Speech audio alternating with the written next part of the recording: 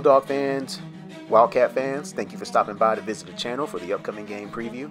If you want to stay updated with the latest happenings on this channel, please hit that subscribe button and click the notification bell so you won't miss another video. So I'm going to go ahead and get this out the way. I don't think anybody had Kentucky versus Georgia. That would be the game to decide the SEC East. And if you said that you did, honestly, I believe you're lying, and I hope you get struck by lightning. But this is 2007-esque for me. I think we all expected Georgia to contend for the division title, but I don't think anybody saw Kentucky, especially Kentucky in football. This is amazing to me, and I love it. Kentucky having a blast from the past from 2007. I remember that team beating LSU. Audrey Woodson at quarterback. The defense was definitely suspect, but there was no issues with that offense. Rich Brooks had a really good team that season. Ended up going 8-5 and beating Florida State in the Music City Bowl. I have a couple of Florida State fans who are subscribed to me on this channel, and I'm pretty sure they did not like the fact that I just reminded them of that. But enough for the intro. Let's go ahead and start the review of these two teams. So while we're reviewing these teams, we're noticing right now that S&P Plus is not giving any love to Kentucky this year at all.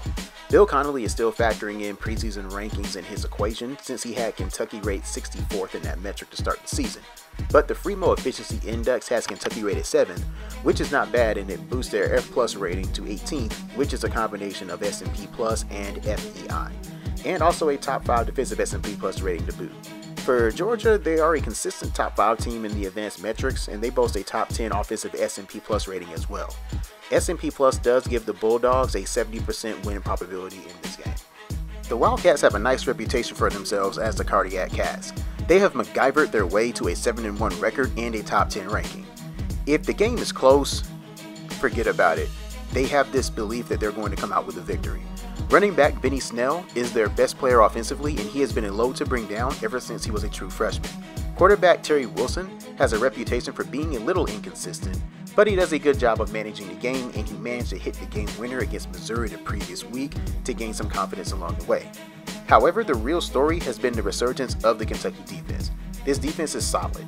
They are 7th in total defense against FBS competition and 1st in scoring defense. They also allow 60% of their opponents' rushing averages, and they are led by linebacker Josh Allen, who is one of the more disruptive linebackers in the country.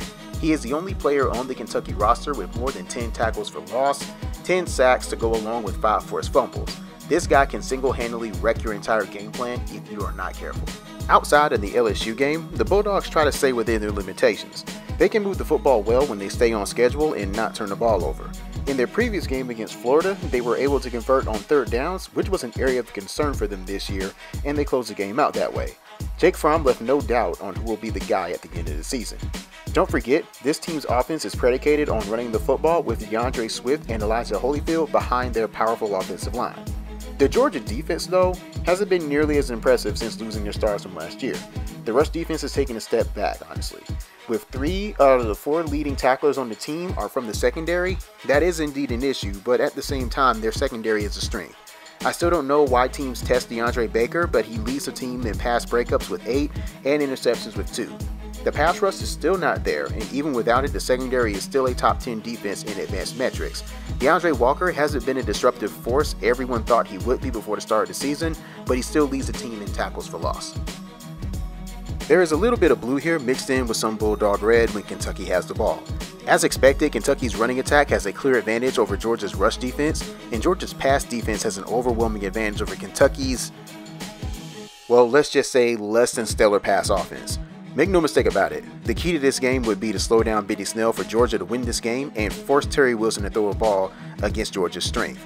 It is no doubt a tall order for the Wildcat offense, and if there is a defense that can force them to do that, it would definitely be the Bulldogs.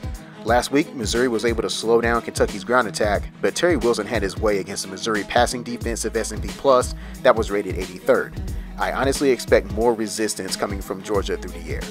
As we review the matchup of Georgia having the ball versus Kentucky's defense, we can see that there's going to be some resistance in this one, a lot more so than last week against Florida. If you recall, they saw a lot of red against Florida's defense. This time around, there is a lot more pushes than expected, and it is also based in some of the metrics Georgia tends to excel in. As I said earlier, this Kentucky defense is for real, and it is the main reason why they are 7-1 this year. I expect snot bubbles in this battle. But if there is a soft spot against the Wildcat defense, it would be the defensive line. Their defensive adjusted line yardage is 60th in the country, which explains why they don't get near the amount of push up front.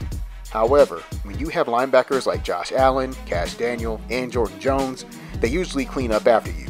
Holyfield and Swift will have some tough sledding in this battle versus the Kentucky linebackers.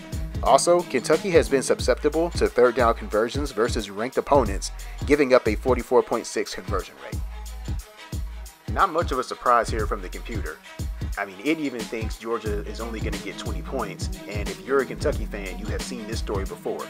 No team this year has scored more than 20 against the Cats, and it has it as another nail-biter.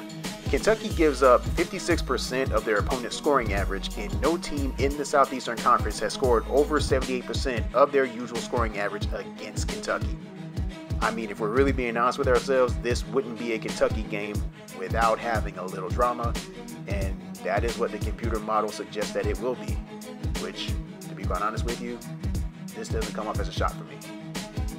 For Georgia, they're going to have to establish the running game, and that would mean maintaining success on standard downs. Kentucky is the second best defense in the country on standard down defense S&P+, and that could definitely throw them off course. And you don't want to fall into obvious passing downs against Kentucky's pass rush with Josh Allen barreling down on you. For Kentucky, they have to make this game ugly. They must play at their pace and essentially keep this game close, and close enough for Terry Wilson not to lose the game for him. If he does what he has done all season long, Kentucky has more than a shot at this game and they can't turn the ball over. So there is something about a team who thinks they can win, but Kentucky is going into this game knowing they can win the game. Guys like me hate to coin the phrase team of destiny because teams like that usually break the trend and they are impossible to predict. There is something about Kentucky this year. They aren't your typical Kentucky team, and there are some things they can do to exploit Georgia's defense.